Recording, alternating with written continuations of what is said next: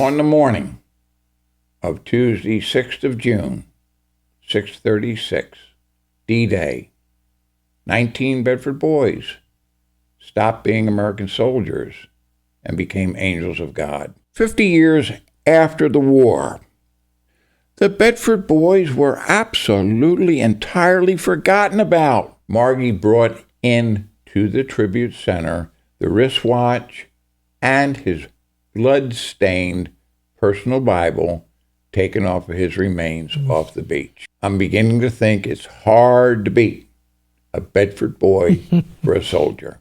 Omaha Beach sand and salt water from the channel stopped the watch at 6:33, the morning of D-Day. Stopped for eternity. At 8:30 in the morning on July the 17th of 1944, when this town first learned of the beginnings of the devastation of the invasion, changed Bedford forever.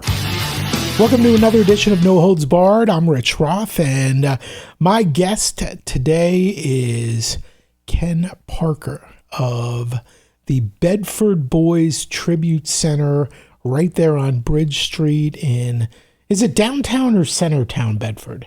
They refer to it historic downtown Bedford. Oh, historic downtown. Historic downtown. That's changed a little bit. Just a little, but the square with the town clock, go back about probably 25 years, was registered, if you will, as a historic district. Gotcha.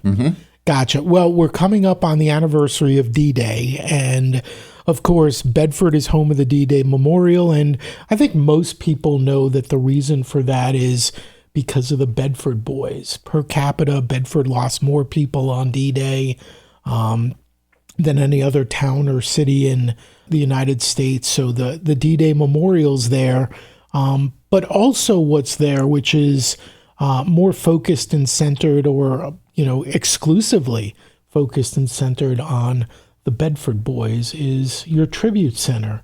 Can tell us a little bit, just give us some background on the Bedford boys and the significance of those young men. I am very honored and I'm humbled, and I thank you for this opportunity, Rich. Well, don't say that till it's over. No, I have all the faith in you. Okay. I'd like to begin, if you will. This year of 2026, the National D-Day Memorial is celebrating their 25th anniversary. Many, many people, by the thousands who have been to the Bedford Boys Tribute Center in the last 7 years, have asked the question. It's very bona fide. What in the world is the National D-Day Memorial doing in the little town of Bedford, Virginia, population 7,000 today? And there's only one answer. It's directly by a resolution of Congress in 1997, creating the National D-Day Memorial to be located in Bedford, Virginia, because of the 19 Bedford boys that we lost in the opening 9 minutes of D-Day, 6th of June, 1944. Yeah, 9 minutes. That's incredible. It's something, to be honest with you, Rich. We know all the family members for the last 8 years, and it becomes increasingly more difficult to grasp the emotions, the trauma, not only the parents, the siblings, the townspeople. At that time, only 3,200 population, so we've grown a little more than twice in 80 plus years. But to emphasize that point, I'm going to make what will sound like a negative statement. It truly is not. But the statement is this: 50 years after the war, the Bedford boys were absolutely entirely forgotten about. And you say, wait a minute, what an insult that is. No. It was physical testimony of the trauma. It was so severe of losing that whole generation that nobody could talk about it. Finally, the parents all died off. The last Bedford boy themselves died off 10 years ago on February the 10th of 2016, Staff Sergeant Alan Huddleston. And once he passed on, then it was the nieces and the nephews, my age, in the late 70s and 80s, okay, that now could step forward and now promulgate the legacy of their uncles. You know, it's interesting because we talk about the numbers and, more boys lost from Bedford than any other place in 9 minutes. The total number in those 9 minutes was what? The total number of the Bedford boys, okay, was 19. 7 with them were not lost, but severely wounded. Mm-hmm. But we did lose the 20th boy, Private First Class Billy Pfizer, on July 11th. He had been in one of the landing craft that hit a German mine about 1,000 yards off the beach. Went up, survived, went back to England with 4 of his buddies from Company A, resuited, reorganized, re-landed Saturday, June the 10th, which was D+4, and we lost him in the hedgerow fighting to St. Lo on July 11th. So 19 boys from Bedford lost on that very first day. Many of them lost in the first 9 minutes. Yes. And then you compare that to nowadays and, what we're seeing with the war in Iran, where we've been going how many months and we've lost fewer than that number 13. Total. 13. It's incredible. It is. Reasoning, war is terrible in any era. Technology, a big factor, no question about it. Intelligence, far superior than it ever was 85 years ago. Many reasons can compound the reasoning of that. But the realization that Hitler's Atlantic Wall, which was 1,700 miles from Spain to the Netherlands under the direction of Field Marshal Rommel, the Atlantic Wall was built to keep the tyranny in France and Europe by the Nazis. And you were telling me that you look at that wall and the number of beaches that are along that wall. And on D-Day, all of the beaches were stormed, but the most losses were certainly American lives at Normandy Beach. Why? Okay. Now, the entire invasion, okay, and it's very, very common for the light historian or a visitor to Normandy to think only of the American beaches and their involvement. The actual Normandy invasion was 60 miles wide with 5 landing beaches. Going east to west, you had Sword Beach, British troops, Free French Commando Unit, okay, landed on Sword Beach. The Canadian Third Army landed on Juno Beach. The British 50th Infantry Division landed on Gold Beach. They were the 3 Allied beaches, okay, along which comprised of approximately 13 Allied nations landed on those 3 beaches. Total losses, a little bit more than 1,900 killed in action. But then you shift to the American sectors. 2 beaches. The first beach going west, Omaha Beach. Omaha Beach was 6 miles wide. The first 3 miles, the responsibility of the Big Red One, the U.S. Army 1st Infantry Division, and the second 3 miles going west was the famous 29th Division, the Blue and Gray Division, the National Guard troops that had been called up. Then 7 miles further west, you had the 2nd Ranger Battalion went up Point to Hawk. 4 additional miles to the west, Utah Beach, responsibility of the 4th Infantry Division. Ken, but the reason why... Okay, now here it is. Here it is. Omaha Beach, we lost 1,900. Utah Beach, 600. So the American forces on those two beaches lost 2,500 men compared to the Allied 3 beaches at 19 but wide, like you say. Omaha Beach was 6 miles wide. There were 5 draws up off the beaches. The term draw, nothing more than a pathway off the beach up into the hillside. The first 2 were just dirt roads. That was it, just for pedestrian soldier traffic, heavily mined. The 3rd and 4th draw off the beach, dirt road, maybe wide enough for an Army Jeep, but it was the 5th draw, D1, at the Vierville-sur-Mer, Dahl Green sector where our boys landed, was the only draw paved. And Rommel knew, and the reason it was so heaviest defended because that paved road could support tanks and half-tracks.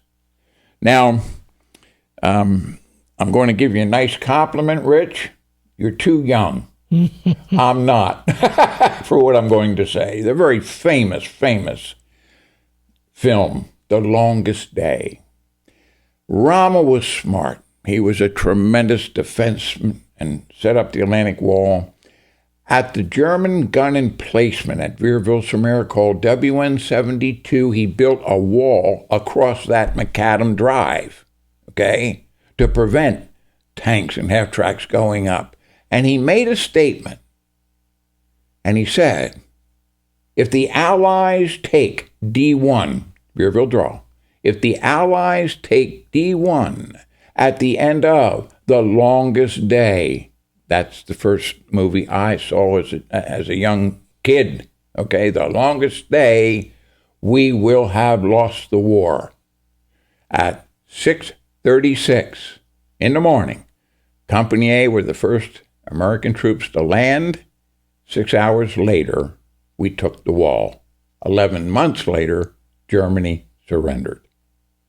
So the paved road was the biggest obstacle. The biggest. For the Bedford Boys in Company A, because that was the most heavily defended by the Germans because the road was paved and would allow tanks to get up there. Exactly. And once that wall was broken, then the little town of Vierville was only 600 yards inland, and that was the boys' first liberation objective. Of course, they did not make 10 yards.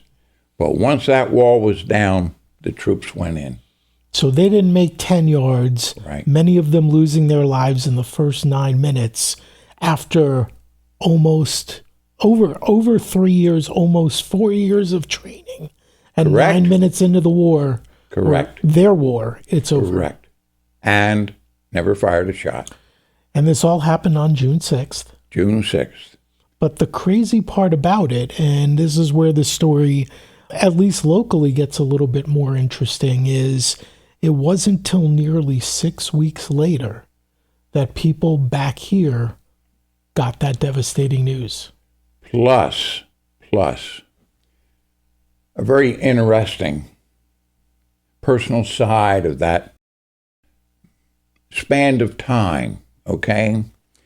When Company A left the States, they boarded on September the 27th of 1942, the HMS Queen Mary, the Grey Ghost, 6-day crossing into England to begin their 20-month of very severe training. One member of Company A, Private First Class Nick Gillespie. Nick Gillespie, I tell you, Rich, if he knew you, you got a letter from Nick. Not one letter, letters. He wrote to his classmates, his church mates, the mailman, the butcher, you, the next door neighbors, okay? In fact, he wrote so many letters. The men in town would come into Green's drugstore in the morning coffee and trade letters. Consequently, Nick would get the most letters from home. And, of course, he'd pass it out to all his 38 buddies in the company. So at all times, for 20 months, the boys over there knew exactly what was happening back here. Nick was actually our unofficial war correspondent, but he wrote a critically important chapter in the history and the saga of the Bedford Boys. Sadly, never saw it. The world knew this invasion is coming. Hitler had to be stopped. But when? That was the question. Till finally, local time in Bedford, 2:30 in the morning, broadcast national radio system of CBS out of the Empire State Building in New York City. It's announced the invasion's on. Church bells all across the country were rang. So important this invasion was. The 86th mayor of Philadelphia, Samuel Bernard Samuels, you know what he did? He rang the Liberty Bell, first time since 1846. That's the impact that the invasion was. And we're only talking 82 years ago. We're not talking ancient history. But here's the chapter that Nick wrote and never knew it. The first week goes by, the second to third week goes by, nobody's getting a letter from Nick. Finally, the townspeople of Bedford realized something's gone wrong.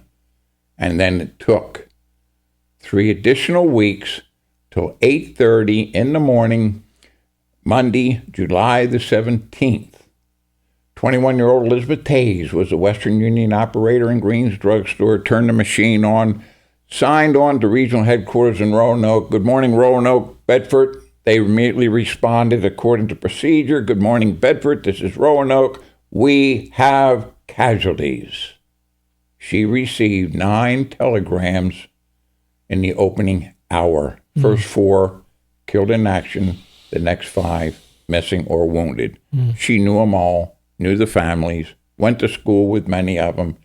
The town of Bedford has never been the same. Well, and as a matter of fact, I mean, as you pointed out, it was at Green's drugstore where many of these boys hung out all the time. Absolutely. Turn the clock back again, not too many years ago, 90 years. It was a decade of the Depression, the 30s. In any small community throughout the country, the corner drugstore was the beehive of activity. I mean, you certainly remember as a kid, probably on one of your birthdays, getting a little brown with the white button a Kodak camera. I had a roll of 8 pictures, black and white. Where'd you take them to get developed? The corner drugstore. We've come a long way. Well, that was Green's drugstore, right at the corner of North Bridge Street and East Main. It was the hangout center. The elementary school, the high school was right up the street. All the Bedford boys, their footprints are there today, came in as teenagers to do what? Go to that soda fountain. And ironically, they're all gone now. Their nieces and nephews, my age, also came into the same door, the same drugstore, the same soda fountain to go as their uncles did. And that's why at the Tribute Center, all of the personal effects are on loan by the families in our display cases, because there's only one place for these priceless articles to be, is inside where the boys grew up. And we'll get back to Green's drugstore in just a second, but all this happened 9 minutes, such terrible losses and trauma. 6 weeks later almost, you know, the telegraph comes in and people find out. But one of the interesting parts of this is you're not from Bedford. No, I'm not. Your first trip to Bedford was when? The first trip, 2 weeks in July of 2018. Okay, so let me understand how you got interested in the Bedford Boys story. Okay. My wife, Linda, and I, no exaggeration, were 3 profession retired couch potatoes in Oklahoma City, and that's not an exaggeration, okay? However, in growing up as children in our neighborhood, every grown man was a World War II veteran, okay? Through the years, we had always heard, okay, that there was a small southern community that lost the most boys per capita. And believe it or not, we always wanted to look that up. We do have somewhat of a history vein in this, but, raising a family and so we'll get to it. Never did. Till finally we're now couch potatoes. So we, on our bucket list, we're going to Normandy for the 75th anniversary, June the 6th of 2019. Carve it in stone. But we thought, we signed up with a group October of 17. Come after the holidays, okay? January, February, and March of 18. We thought, we better start reading some books. To beef up a little our own history on the invasion. This is a big, big trip for us. Don't you know, 14 books later, it was The Bedford Boys, written by Alex Kershaw, published in 2003. Holy smoke, it's Bedford, Virginia, is the town that lost the most. Now, wonderful news. Solved the problem of 60 years. But here we are, 1,152 miles, doorway to doorway, our home in Oklahoma City and Green's drugstore. We thought, you know what? We're going over. 9 of the 20 boys are buried at the Normandy American Cemetery at Colville-sur-Mer. 9 boys were brought home to Bedford in 1947 and 8. 2 boys, sadly, not recovered, still missing in action. Ray Hoback and Earl Parker. So now our challenge was, how are we going to meet these families? Because we want to take, sounds honorable. If there's something maybe we could take and put on their uncle's grave while we're over there. So just reading the books and hearing the story. So emotional. It had a direct emotional effect on us. So I will call it divine intervention. Now, I've been known to miss Sunday service once in a while, so this is not the pulpit speaking, but this is one incident I'm going to say divine intervention. We woke up one night in the morning. You know what? We got to compose a letter, exactly what I just explained to you. We're going to Normandy. Can we visit your uncle's grave, put something on if you can't make the trip? So you want to reach out to the families, right, to see if they want you to bring anything over to their relatives' graves. Exactly. Okay. So we composed a 2-page letter. And now here's the day. April the 6th of 2018. We took 53 letters to the Oklahoma City post office and we mailed them. Every letter was addressed to every pastor in Bedford County. We explained it. We asked them to read the letter from the pulpit on their Sunday services, and they did. One preacher actually had it published in our weekly paper, the Bedford Bulletin. Needless to say, April, May, June, the phone's off the hook. Hours upon hours hearing from the nieces and nephews. And the conversation, it was incredible. And this is after what you described earlier is 50 years of people not talking about it at all because of the trauma, the memories. But once we got away from their direct, immediate relatives. Exactly. The lid of experience came off. And it shifted from the severe trauma of no one speaking, the parents' generation, to now we have to do everything to promulgate our uncle's legacies. So we got so many phone calls.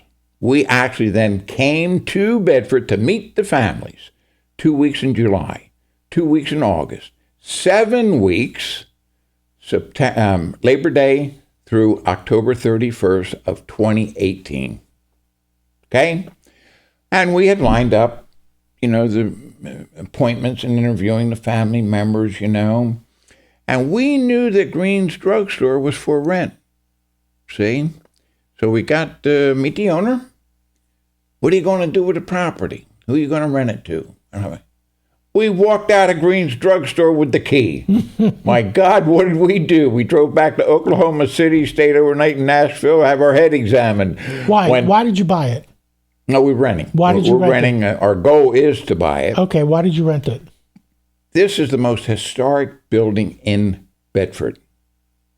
for the story of the Bedford Boys. This is where they grew up.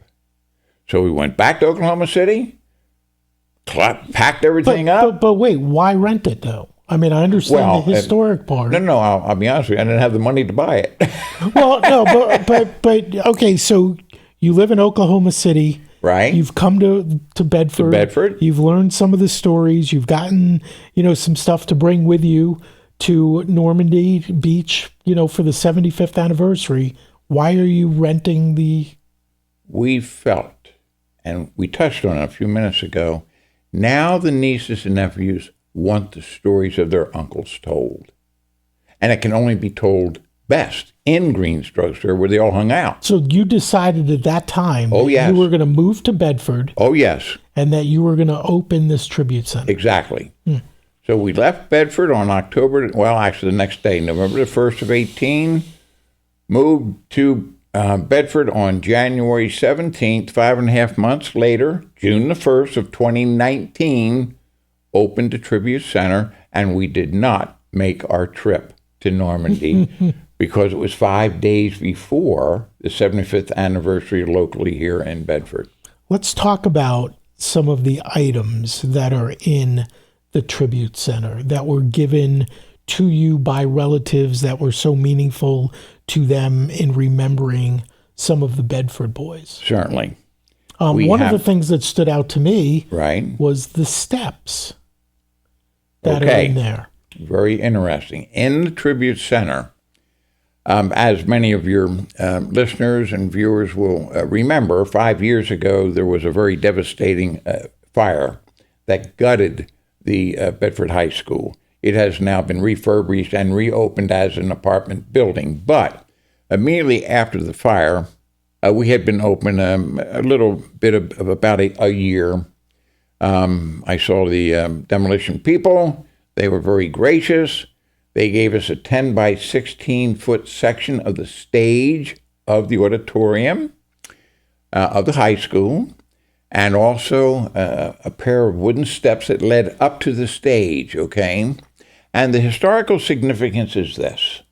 The war in Europe ended May the 8th, 1945. It's Memorial Day, 1945. The war in Europe's over 2.5 weeks.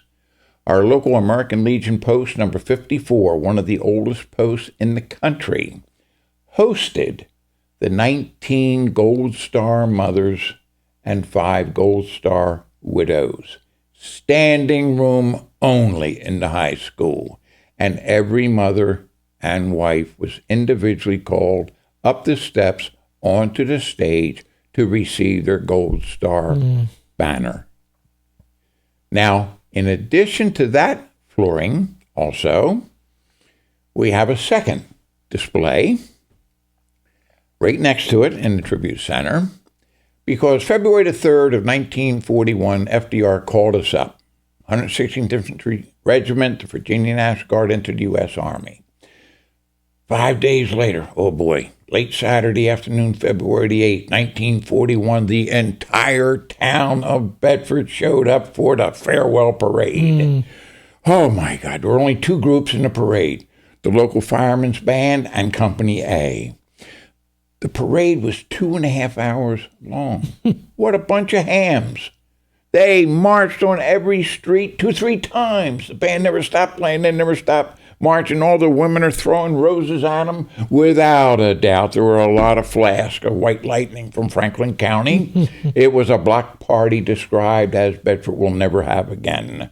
Where did they end up? In the high school gymnasium on the basketball court, because that Saturday night was the farewell dance.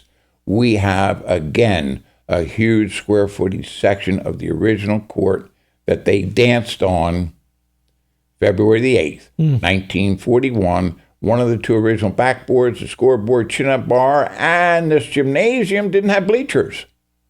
They had a catwalk that went around. We have the original benches and the piping, guardrail piping and everything, and you looked out on the court. Well, when we had it installed from the high school, we had to shock. We couldn't believe it. You ought to see the wads of petrified bubble gum stuck under the bench. They're there. They're there. You can't chisel them off for eternity. So that's two tremendous additions. But other items of the boys on a very... Talk yes. about the baseball. Ah. Right? Because the Bedford Yankees? Well, that's... Now, many people think that name... Well, let me back up. It's the summer of 1943. The boys are in England, since early training, October 42. The Army, the higher-up said, we got to keep these boys entertained. You're not going to get in trouble. So they started baseball teams, military unit baseball teams. That culminated in September of 43 in the European Theater World Series in London. Well, sure enough, Company A, the Bedford Boys, had a team, and it was called the Yankees. I'll get to that in a minute. Make a long story short, 27 games undefeated, they won. They won with the pitching. Oh, fastball pitcher. Whoa, destined for the major leagues. You already had 2 years with the AAA team of the old St. Louis Browns, 1939, 1940. Staff Sergeant Elmer Wright, fastball pitcher. Oh, boy, I'm telling you. The baseball you're referring to is signed by everybody on the team, and two of the men signatures were lost. But the Yankees, how did they get the name? Well, here's not what you suspect. It wasn't a dig against the Union Yankees damn Yankees up north. No, none of that. The manager of the baseball team, he and his brother, right from Bedford, were tremendous Yankee baseball fans.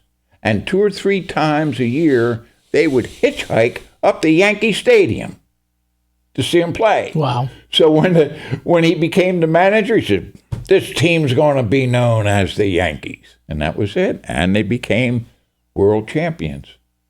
And you talked about Wright being a AAA pitcher and potentially having more of a future. There were a couple other guys on that team who were really good ball players. Frank Draper, long ball hitter. In fact, he won one of the 4 games. They went undefeated. It was 4 games in the championship. He hit back-to-back triples, many runs scored, and they got that victory on that game day, Talk about personal effects. In the case is his personal hunting knife. On the handle, he had carved his initials. Frank Draper Jr., Junie was his nickname. The sheath of that hunting knife is bloodstained. It's breathtaking. We have several personal effects that were taken off the boys' remains off the beach. Private Wallace Carter, he and his brother James, 6-year-old brother, survived the war in a different unit. Now these 2 boys, they were city slickers in Old Bedford. You don't put them on a horse, they wouldn't know what end was right. Don't put them on the tractor, they'd drive through the barn. But you know what they did? They ran to pool hall down on Southbridge Street. 2-lane bowling alley, a lot of whiskey from Franklin County, dartboard, shuffleboard, poker, crap table. Well, the older brother, James, was so good at throwing dice, his nickname was Snake Eyes. Wallace, 6 years younger, his nickname was Snake Jr. In the case, we have his favorite pair of dice taken from his pocket off the beach. One of the other stories I found really interesting was, I believe it was John Wilkes, who had a sister who was also in the service. Oh, my goodness, I'll tell you. The Wilkes family, tremendous family. You had mom and pop, 7 children, Daughter, son, William James Wilkes, and then John Wilkes, followed by 3 younger sisters. Now, John Wilkes was the 4th child. He was the master sergeant of Company A. 24 years old, 90 pounds. You do not want to mess with John. He was the company's disciplinarian directly under Captain Fellers, the commanding officer. But now it gets very interesting. His older sister, the 2nd child, Ruby Wilkes, Rubye, 6 years older, Don't you know John is in Ivy Bridge Base Camp before the invasion, the Army's largest base camp, over 100,000 troops. Well, don't you know that his sister Ruby was there training for the invasion too? But First Lieutenant Ruby Wilkes, United States Army Nursing Corps. Well, John, being the tough guy he was a tough guy, boy, I'll tell you. He told his men, I love my sister dearly, but I'll tell you, men, I'll never salute her. I'm the top shirt of this company. Well, don't you know, 3 months before the invasion, and we have the letter at the Tribute Center, he writes his mother. I'll paraphrase. Mama, you'll never guess what happened. I'm walking down the pathway with a couple of my guys, and who do I see? Ruby coming the other way. She's got 3 nurses with her. I stopped in my tracks, turned to the right, and I ran away. But, Mama, I want you to know, I never saluted her. And he never did. Backstory is this. First Lieutenant Ruby Wilkes, World War II combat nurse. World War II, Korea, Vietnam. Wow. Served 28 years. One of her last assignments in 1966, she headed the nursing crew that took care of General Pershing, Blackjack Pershing, from the First World War at Walter Reed Hospital. And it was such a rivalry between John and his sister Ruby. The family knew it. John was brought home from Normandy on December the 16th of 1947 to be reinterred in Bedford Greenwood Cemetery. Ruby passed in 1991, and today they lie side by side. John should have saluted. What did the family think of the fact that he never did? Well, everybody, all the men were on John's side. See? The women, though, in the Not family. so much. Yeah, the women, boy, full defense of Ruby. You're the commissioned officer, Army SOP and regs, on base, in uniform. Oh, he had to render a hand salute. And you mentioned Captain Fellers. Yes. Kind of the captain, well, exactly the captain. But one of the interesting things, the stained glass window. Oh, my, yes. Captain Taylor Nicholas Fellers was the most senior member of Company A. Graduated high school in June of 1931, turned 18 June of 32, joined the local company, Company A, Bedford, and worked his way right on up to the morning of the invasion to the rank of captain, tremendous company commander. Sadly, he was promoted to major, but he never knew it. Never knew it. However, the war's over now. It's June the 10th, 1945. See, the captain was 4 days shy of his 30th birthday. June the 10th of 44. It's the following year now. June the 10th, 1945.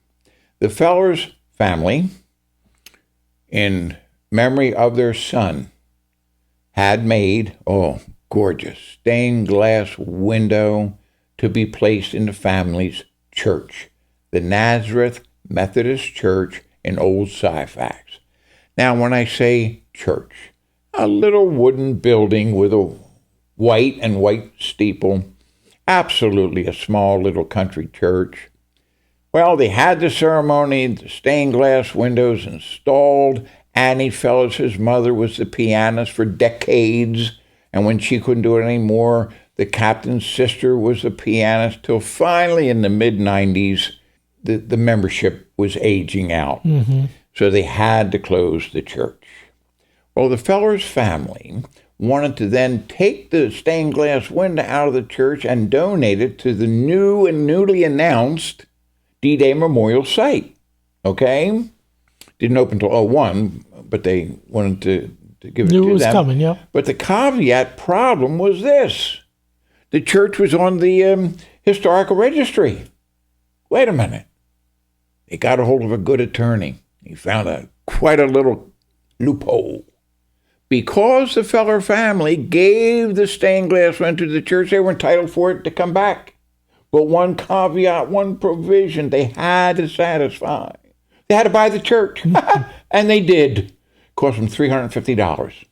They took the window out, put plywood up, back on the registry, and there it sits today closed. Okay? They took the stained glass window. They then donated to the National D-Day Memorial. Now, keep in mind, the memorial is still under construction. Mm-hmm. Whoever received it from the family to protect it, hid it. But he didn't tell anybody where he put it. For 22 years, that stained glass window was lost at no fault of the D-Day Memorial staff.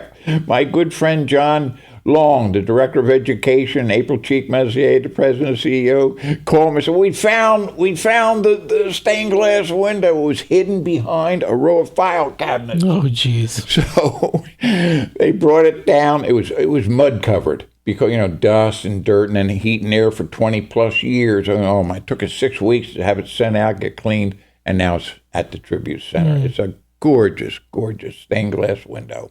Couple of other interesting stories you might touch on, and I'd like to hear one or two others that you find really fascinating about some of the other Bedford boys. But John Schenck, honeymoon ended the day before he shipped out. Well, not quite. Not quite. Very close. Very close.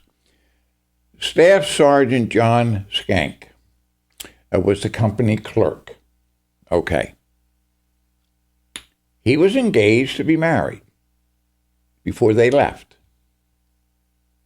However, after a drill night, Monday night, he was on a blind date. He didn't really realize it, but he met a woman, with his buddies and their girlfriends and everything by the name of Evelyn Jordan. And where'd they meet? At the soda fountain and Green's drugstore. Of course. Certainly. That's the beehive of activity. To make a long story short, they found truly in love to the point where actually then they were married on August 24th, 1942. Spent 8-day honeymoon, and that was the last that they saw each other. However, before they shipped out to England on September the 27th of 42, they made a pact that they would try to write each other a letter every day. And they dang near did it. John, being the clerk, he would gather Evelyn's letters the previous month, bundle them, ship them home to her. She had his. So it's a rare collection of a front-line infantryman and his spouse, complete set of letters. And we have all 20 months of letters. And it's just a tremendous historical readings when you read those letters and learn what actually happened. It's just tremendous. In fact, and it's very well known, all letters shipped from overseas, went the inspection, so no intelligence, Well, one of the inspecting officers was a woman from the very famous 6888 Battalion that handled all the mail from England. And she inspected John so many times and blacked out, She would write her own little note to Evelyn. Hey, Evelyn, here's another line. And Junie was bad this week, stuff like that. It was the personal touch is incredible. And Earl Parker, the only one with a child, but he never got to see her. Correct. 5 of the boys of the 19 lost were married. Earl and his lovely wife, Viola, were the only couple that had a child. They shipped out again September 27, 42. The new one was born February of 43 and was 16 months old the morning of the invasion. Mm. Now, Earl never saw his daughter. Many historians made a mistake that the little baby was a boy instead of a little girl. And how that happened was middle name, Daniel. Okay? And Earl wanted that boy or girl, the middle name, to be Daniel, his father's first name. Mm. So she always went by her name, Mary Daniel Parker, but nickname Danny. And that's how the historians made a mistake. I think one of the other gripping stories. Please. Okay. Little Jack Reynolds. Private First Class John Franklin Reynolds. Okay. Nicknamed Little Jack because he was little. 5'5", maybe 112 pounds. Too small for our Army. No doubt about it. But the company needed a runner once they hit the beach. And Little Jack was Bedford County's track star. So the captain and the sergeant falsified his application and snuck him into the company. However, a week before we opened, last of May 2019, his sister, Marguerite Reynolds Cottrell, nicknamed Margie. Sadly, she passed on March the 5th, 3 years ago, but she was still with us. And she was in the Tribute Center. She could run a better tour than I can, okay? And she always told this story. Right before they shipped out, September 42, to go to England, every Bedford boy was given a 3-day, 2-night pass. Come home, say goodbye to their friends, family, and so forth. And that's what happened at the Reynolds farm home. They had the family gathering for like a brunch, about 30 family members. Well, little Margie was only 3.5 years old at the time. She was afraid her older brother would forget to say goodbye to her. So she snuck out of the side of the house, came around, and she sat right on the front steps of the home. Sure enough, an hour or so later, here comes John, little Jack, out the front door with the relatives, and he sees her. And he picks her up in his arms, and he holds her high, and he says, "You be a good little girl till I come home." Mm. Sadly, he was lost. Margie brought in to the Tribute Center the wristwatch and his blood-stained personal Bible taken off of his remains off the beach. Wow. And she hung his portrait on the wall of honor. Not enough Kleenex that day. Mm. Am I right in understanding that it was Captain Feller who coined the term Bedford Boys? That's correct. Again, shipped out September 42. It's now March of 43. They're in England 7 months of the 20. He writes his mother, "Dear Mother," second page, second sentence. "I'm beginning to think," I'm quoting directly, "I'm beginning to think it's hard to beat a Bedford boy for a soldier." And there it was. Mm. And from that time on, forever known as the Bedford Boys. Mm. Any others that you feel really strongly about that our audience should hear? The additional story is a story of First Lieutenant Ray Nance. Lieutenant Nance was the captain's right-hand man. So it was Captain Fellers, Lieutenant Nance, and Master Sergeant Wilkes in the chain of command. Lieutenant Nance survived, wounded 3 times, evacuated 22 hours later, late in the afternoon of Wednesday, June the 7th. His son, John, who we know very well, lives in Lynchburg. Let me stop you there for just a second. Mm-hmm. Evacuated that much later, what happened to him? Okay. Was he wounded on the beach? He was wounded 3 times on the beach, but he was able to get went 350 yards. How he did it, who knows? Who knows? Got to the shale at the base of the Veerville Draw. Along with, though, now keep in mind, 38 Bedford boys, okay? 26 actually made the landing during the same 9 minutes. 19 killed immediately in the 9 minutes, but during that same 9 minutes, 7 men badly wounded. Survived, but badly wounded.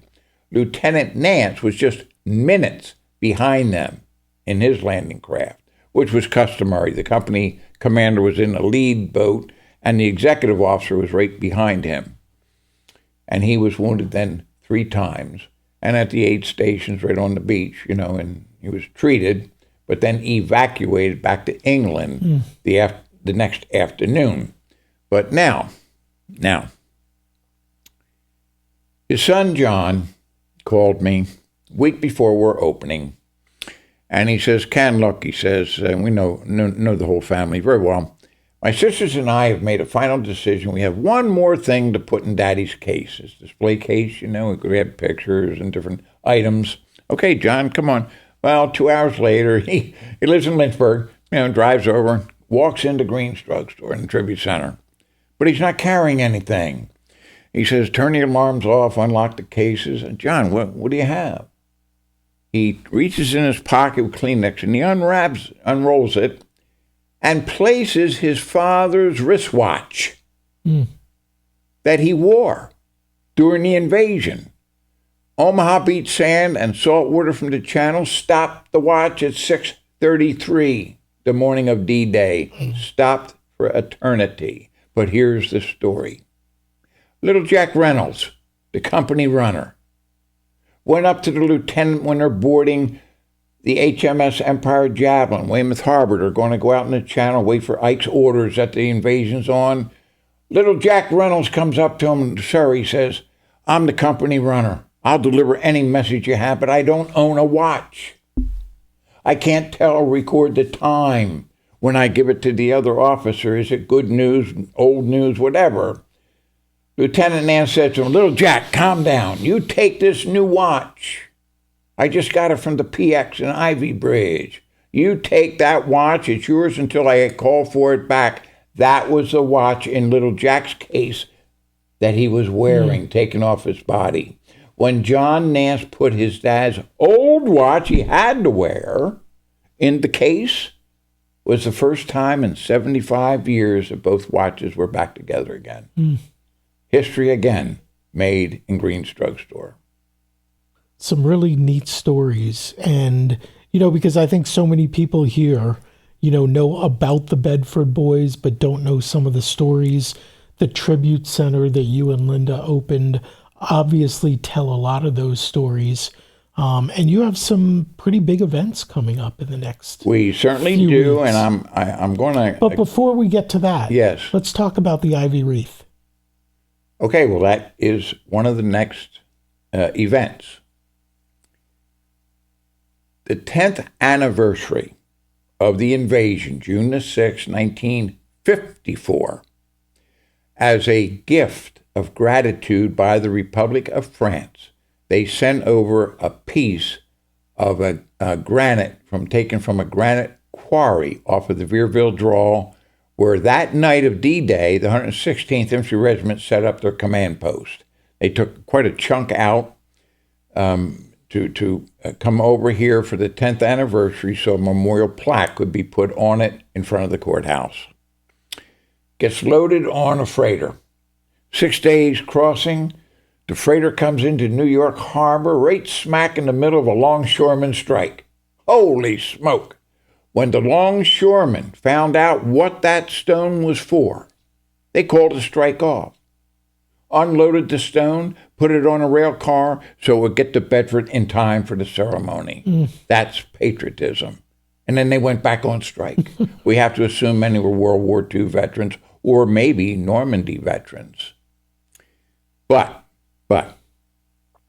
this, after that event, starting in 1955, First Lieutenant Ray Nance and Tech Sergeant Roy Stevens. Roy was the twin brother of Ray. Ray was killed on the beach. They were twins, born on their mother's 38th birthday, but privately, just the two of them, for decades, had a little ivy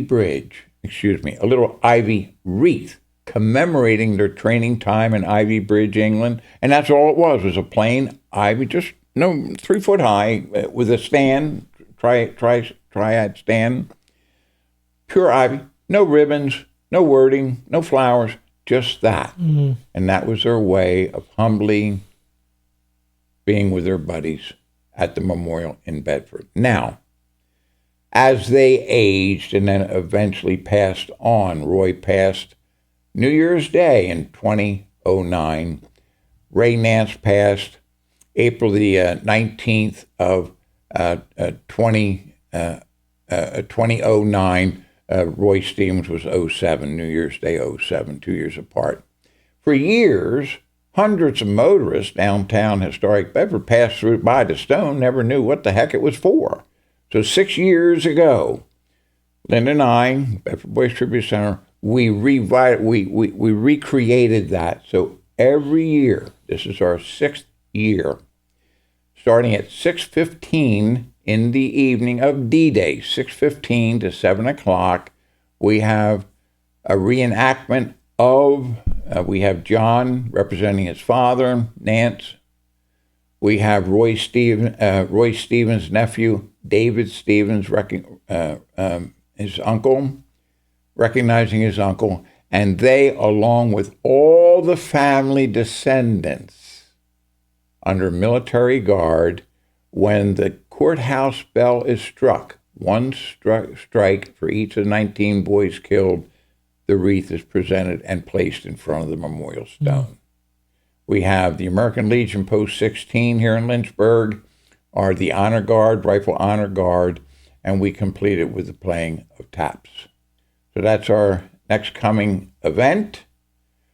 Following it, on Saturday, June the 13th, a local group is putting a World War II USO show on at the Moose Lodge in Bedford.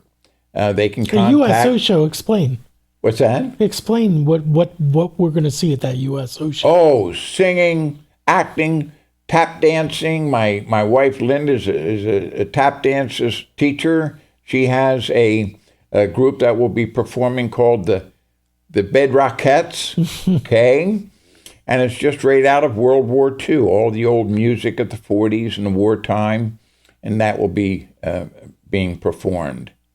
And one last thing, I know we covered an awful lot of things. We did. But for your listeners and your audience, it's very easy to get a wealth of information on our website, very easy to remember, BBTC, Bedford Boys Tribute Center, VA for Virginia, Bedford Boys Tribute Center, Virginia.org.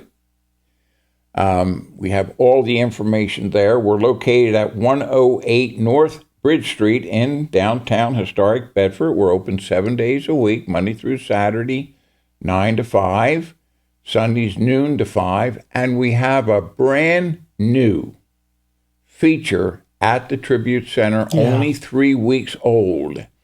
It's the only virtual reality film of the invasion shown in America. And you showed that to me, and it was really quite incredible. Yes. It is not like Saving Private Ryan. Absolutely not.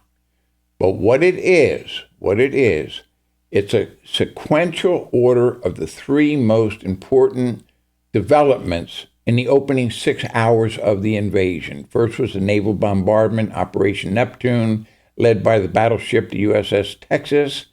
The second segment is the first wave landing at Veerville, Dog Green Sector. That's our Bedford Boys. Right. And lastly, which is just incredible, deals with the logistical challenges of getting those men inland in the first hours and all the supplies needed. And it's a virtual reality film. The only way we can describe it would be you sitting in the center of a sphere with your headset on. You can look up, down, left, right, and swivel slowly 360 degrees. What you see in the front, there are things in the back. That's an added new feature to our tour at the Bedford Boys. It's only being shown worldwide 2 places, our Friends Museum in Normandy, France, and at the Bedford Boys Tribute Center. Yeah, that was a really, really cool thing, and I didn't realize how new it was to the Tribute Center. Exactly. But people who may have been there before and didn't get an opportunity to see that's that's reason enough to go back. Absolutely. And we're very humbled and we're very proud of the fact. Again, our 7th anniversary is up and coming here in a few days, June the 1st. We've had 22,000 people visit us, all 50 states, 34 countries. In fact, this morning we had a nice couple from Kent, England, in the UK. I would like to leave you with a thought, if I may.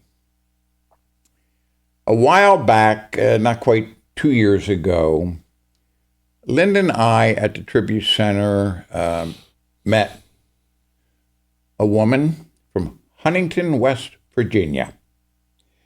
And she's a very distinguished member of the Society of Military Authors.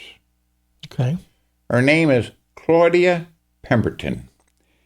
And we're very good friends in the last 2 years. And she told us a story about 12 or 13 years ago. She was doing very deep research on a new book that she was writing about the 2nd Ranger Battalion that went up Pointe du Hoc the morning of the invasion. Very deep research with the descendants, went through some of the training, okay? And I presume, as all good military writers, she tells a story. She always keeps a pad and a pen by her nightstand in case something strikes her during the night. Well, don't you know, it happened one night. A thought came to her, woke her immediately up, sound asleep. Reaches over, turns the light on. She jots the expression down that woke her up. And you know what it was? America, without her soldiers, would be like God without his angels. That's how important our veterans are. Wow. On the morning of Tuesday, 6th of June, 6:36, D-Day, 19 Bedford boys stopped being American soldiers and became angels of God. That is our mission at the Bedford Boys Tribute Center to make sure their legacies are never forgotten. One other thing that I wanted to point out in terms of things that you have coming up, on the morning of July 17th, you closed the Bedford Boys Tribute Center for 30 minutes. Correct. Why? July the 17th is the anniversary date of when the telegrams, the dreaded telegrams, came into Green's drugstore. And by the way, that telegram machine... That's the original machine. In the Tribute Center. Tribute Center, that's correct. And what we do, the town of Bedford proclaimed that day, about 6 years ago, as the Pride and Spirit of Bedford Day.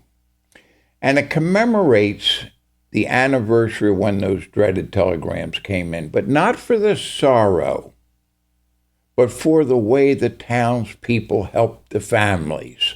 For instance, that morning, July the 17th, 1944, the Reverend Dr.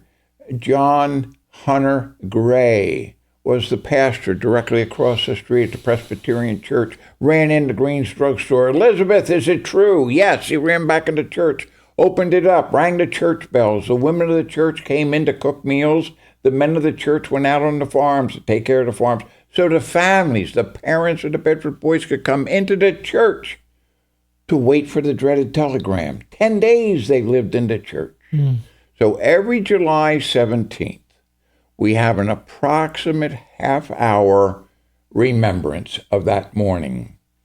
We close the Tribute Center, and after the ceremony, usually at 10:30 in the morning, 10:30 to 11, then we go next door into the Bedford Boys Tribute Center, classroom and auditorium, huge cake and iced tea and soda, and we have like a mini family reunion of the Bedford boys. And it's such a great day. Ken, tell me about the impact as you know it, because again, you're not from Bedford. You weren't there. You've only been back here, less than a decade you've lived That's here. correct. But as you know it, the impact, that D-Day and the Bedford boys had on that town? It's a good question. Not that it's difficult to answer. The difficulty is to find the correct adjectives. Number one, to lose a generation of youth in 9 minutes for any reason is catastrophic. The D-Day invasion was the greatest military operation in the history of mankind, 2,000-year history. And for the little town of Bedford of only 3,200 people to be so prominent in the cost and teaching us freedom's not free, it's almost indescribable. I fall back on the earlier statement, everybody knew everybody. So it wasn't only the parents and the siblings, it was the town of Bedford. Interesting to learn was the depth of that grief and that trauma. Again, that's why nobody could talk about it. We have been told by hundreds of family members and local Bedford residents that it took someone, a foreigner, to come to Bedford. A Yankee, a damn Yankee. The historical perspective and objectivity to honor all 38 Bedford boys, the 20 who were killed and the 18 who were returned home, 7 badly wounded, considering 30 families, 4 sets of brothers. 2 sets, one was lost on the beach, one returned badly wounded. The Crouch brothers survived, but it was the Hoback brothers, both lost together, Raymond and Bedford. The objectivity from a historical perspective is what we have learned is most appreciated and impossible for a true local, born and raised Bedford person or family member to do. So we're very humbled by that. And the last thing I can say in that perspective, at 8:30 in the morning on July the 17th of 1944, when this town first learned of the beginnings of the devastation of the invasion, changed Bedford forever. And keep in mind, the invasion's June the 6th. The telegrams come in 6 weeks later, July 17th, and the last telegram reporting a Bedford boy killed in action, ironically, was Captain Feller's family, dated September 24th, wow. 3.5 months after the invasion. You can just imagine what the town went through. Incredible. Incredible. It's an incredible story, and I appreciate you dropping by to share it with us, because, like I said, so many people know about the Bedford Boys, but the depth of the knowledge and the individuals' stories and anecdotes are incredible. Thank you. And I appreciate that. And one thing I would like to leave you with, we're very fortunate. Our superintendent of schools, led by the supervisor of humanities, Aaron Mabry, make sure that the last week of March, first week of April, every 6th grader in Bedford County has to come on a field trip to the National D-Day Memorial and the Bedford Boys Tribute Center to learn the history of their town. And you ought to see the look on some of these youngsters who are great nieces and nephews when they see their great uncle's pictures on the wall. Priceless. Priceless. Thank you very much for this opportunity. Ken, thank you for sharing the story. You're welcome. Ken Parker with the Bedford Boys Tribute Center joining me on No Holds Barred.